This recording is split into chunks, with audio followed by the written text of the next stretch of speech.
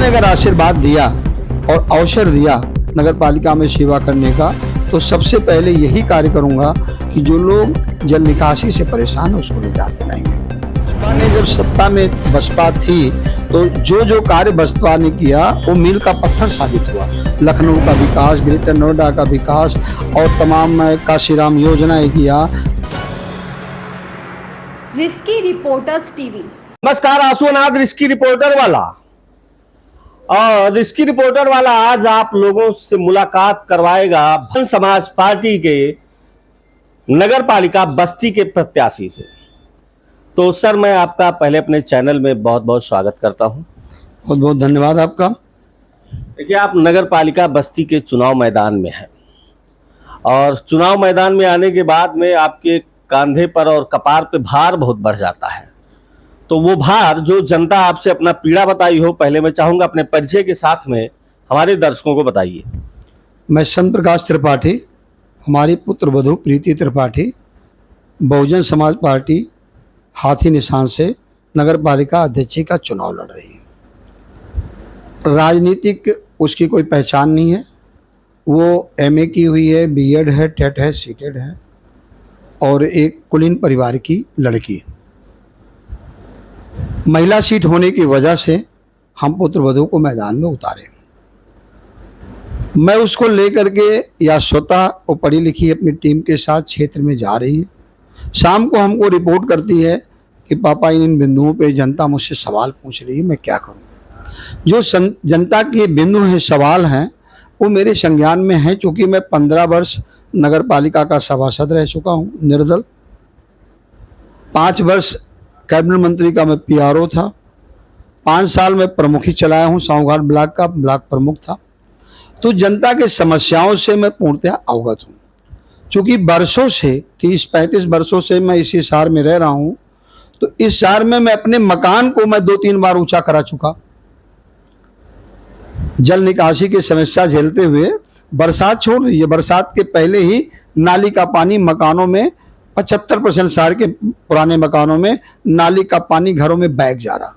कोई टुल्लू पंप लगाया है, कोई टैंक बना लिया, कोई सामर्थ्यवान है तो मकान ही थोड़ा 1 आध फीट ऊंचा करा लिया अगर गुंजाइश है। तो ये सब समस्याएं हैं। इन समस्याओं के कारण में सबसे बड़ा दोस्त मैं भारतीय जनता पार्टी को दूंगा, क्योंकि जनता ने उनके ऊपर इन समस्या को निजात का भार 2 टर्नओवर लगातार दिया, 10 साल के लिए दिया। और 10 साल में जहां ये समस्या थी, बढ़ने के बजाय घटी नहीं है। मैं जनता ने अगर आशीर्वाद दिया और अवसर दिया नगर पालिका में सेवा करने का, तो सबसे पहले यही कार्य करूंगा कि जो लोग जल निकासी से परेशान है उसको निजात दिलाएंगे। चाहे लोकसभा का चुनाव हो, चाहे विधानसभा का चुनाव हो, आप लगातार देख रहे होंगे कि बहुजन समाज पार्टी की जो जमीन है वो बंजर होती जा रही है। तो निकाय चुनाव में उसमें हरेरी कैसे आएगी? मैं बता रहा हूँ, बहुजन समाज पार्टी का जो गिरावट है उसका सबसे बड़ा कारण है कि इनके पास हैंड नहीं है, और हैंड ना होने की वजह से ये मार्केटिंग नहीं कर पा रहे हैं। और जो सत्ता दल पार्टी है उनके पास हैंड है और उनकी मार्केटिंग बहुत बड़ी है, उसके सामने कोई टिक नहीं पा रहा है उस मार्केटिंग में। और जब तक एक माल के बराबर दूसरा कोई माल नहीं खुलेगा तब तक उसकी सेल नहीं होगी।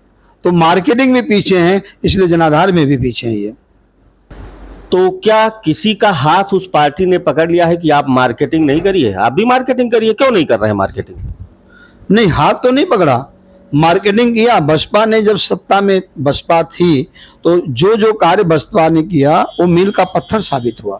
लखनऊ का विकास, ग्रेटर नोएडा का विकास और तमाम काशीराम योजनाएं किया।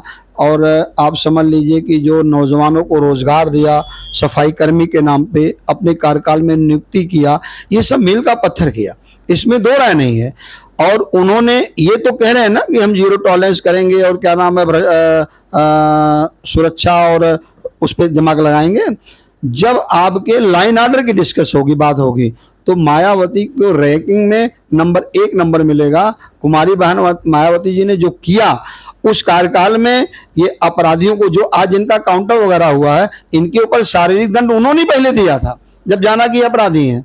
ऐसा नहीं है, अपराध बहुत कम हो गया था, महिलाओं के साथ शोषण बहुत कम हो गया था, दलित कुतरे पे जो अत्याचार था बिल्कुल रुक गया था। ये उनके कार्यकाल में हुआ, इस कार्यकाल में नहीं। इस कार्यकाल में मार्केटिंग केवल है। आपने कहा मील का पत्थर, और सत्तासीन पार्टी का आती है सिर्फ पत्थर। इन्होंने सिर्फ पत्थर पे ही काम किया और कोई काम ही नहीं किया, चाहे लखनऊ देखे चाहे नोएडा देखे, हर जगह पर इन्होंने सिर्फ पत्थर गड़वाया है और कुछ किया ही नहीं। पत्थर का काम और फेसबुक सोशल मीडिया का काम जो भारतीय जनता पार्टी कर रही है, ये झूठे दूसरे पे आरोप लगा रहे हैं। ये अगर कहीं सौदा में भी जाएंगे तो एक मैसेज दे देंगे सौदा में आने का सौभाग्य प्राप्त हुआ।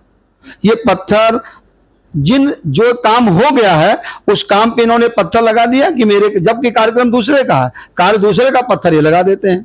तो पत्थर का काम तो यही करते हैं और दूसरे पर आरोप लगाते हैं। बहुजन समाज पार्टी, समाजवादी पार्टी और भारतीय जनता पार्टी और कांग्रेस, इतनी पार्टियों में सत्तासीन पार्टी का आती है। अगर हम कहीं गलत हो तो विपक्ष क्यों नहीं मजबूती से हमारा विरोध कर पाता? इसका मतलब हम गलत ही नहीं है। ऐसा है, विपक्ष के लिए पटल होना चाहिए। जब वो पटल उनका सुनता नहीं है तो आप विपक्ष समाज में देखेगा कैसे? अभी आपने एक घटना देखा होगा, एक अपराधी की दुर्दांत हत्या हुई। किसके अभिरक्षण में हुआ? न्यायालय के अभिरक्षण में, पुलिस के देखरेख में हुआ। हमारे भारतवर्ष का प्रधानमंत्री ओबीसी सुरक्षा घेरे में रहता है, मुख्यमंत्री भी रहता है, जुडिशरी भी रहती है, उसके बावजूद भी इस तरह का कृत्य हो जाता है और उसके बाद अपनी पीठ थपथपा रहे हैं कि मैं जीरो टॉलरेंस भ्रष्टाचार पे कर रहा हूं। ये सोचना चाहिए कि इस तरह की घटना दुर्दांत हो जा रही है। बताइए, वो अपराधी था, उसको सजा फांसी की होनी चाहिए, इससे कम होनी नहीं चाहिए थी। लेकिन जिस तरह से आपने सजा उसको कर दिया, आपके देखरेख में सजा हो गई, आपके पुलिस के उसमें हो गया, एक फायरिंग पुलिस पलट के नहीं की। जिस तरह से वो आप ये बतावें कि इतनी एक्सपर्ट आपकी एसटीएफ टीम, सारी टीमें लगी हुई हैं कि आतंकवादी या अपराधी को देखते गोली मार दे रहे हैं। 3 अपराधी आते हैं और तीनों तरफ से घेर के आपका घेरा तोड़ के गोली मारते हैं। एक फायर कोई कर पाया? कोई नहीं कर पाया, क्योंकि सुनियोजित था यह कार्यक्रम। और उसके बाद आज तक वो ट्रेस नहीं हो पाया कि वो तीनों अपराधी, ये कोई बात हुई कि मैं बड़ा अपराधी बनने के लिए कार्य कर रहा था? इसका भी उजागर नहीं हो पाया। और तो छोड़िए, आरडीएक्स से जो आपके वहां घटना घटी थी, आज तक डिस्क्लोज नहीं पाया कि आरडीएक्स कहां से आए, इतने नौजवान हमारे तिरंगे में लिपट के कैसे चले गए। तो इन सब बातों पे कोई टिप्पणी करने का कोई फायदा नहीं है। उनका अपना मार्केटिंग करने का, राजनीति करने का अपनी नजरिया है, दूसरे दल की अलग नजरिया है। निकाय चुनाव में आपने गली कूचों को छान मारा है और भारत का एक निचला तबका जो सिर्फ वोट देने के लिए पैदा होता है, उसकी पीड़ा हर बार होती है, उसकी आशा हर बार जुड़ी होती है कि अब की बार फलनवा आएगा तो हमारा कल्याण कर देगा, फलनवा आएगा कल्याण कर देगा। और इसी कल्याण के चक्कर में उसकी पूरी जिंदगी गुजर जाती है, हो नहीं पाता है। उसी गली कूचे से आप भी गुजरे हैं, उनकी पीड़ा आपको कहां तक पीड़ित कर पाई है? देखिए, मैं केवल नेता को जिम्मेदार नहीं समझूंगा इसमें जनता भी उतनी ही भागीदारी है। जो चुनाव जब होता है तो जनता के राजनीतिक भविष्य, विकास से रिलेटेड 5 वर्ष अपना अधिकार उनको सौंपते हैं, लेकिन 5 दिन भी उस पर चिंतन मनन नहीं करते हैं। दल में बह जाते हैं, जात में बह जाते हैं, क्षेत्रवाद में बह जाते हैं, जिसका खामियाजा जनता ही 5 साल भुगतती है। अगर वो जागरूक हो जाएं, प्रत्याशी चयन में अपना दिमाग लगाएं और उस पर वो एक्सरसाइज करें, जांचें और परखें, तब निर्णय लें, तो ये दुर्दशा नहीं होगा।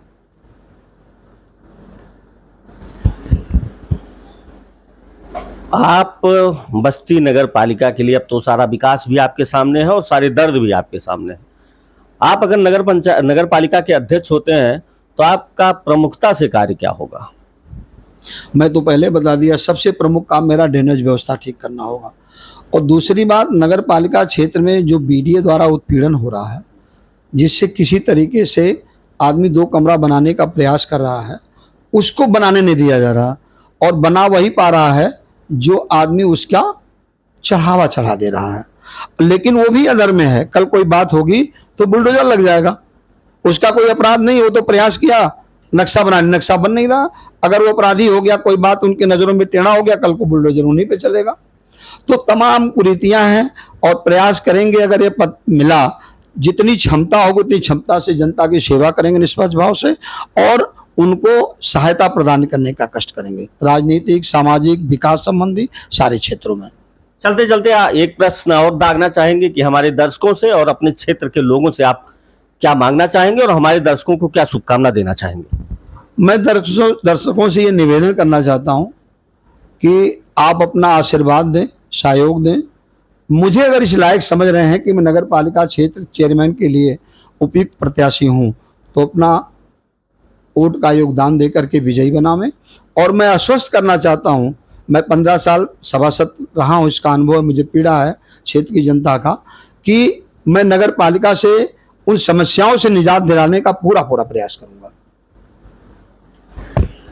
अभी तक आप बस्ती नगर पालिका से बहुजन समाज पार्टी के प्रत्याशी को सुन रहे थे, और इनकी जो योजनाएं हैं, इनकी जो सोच है, उसकी जिम्मेदारी आपकी है कि हर घर तक पहुंचाइए, और उसे पहुंचाने के लिए चैनल को लाइक शेयर सब्सक्राइब करना नहीं भूलना है। जय हिंद, जय राष्ट्र।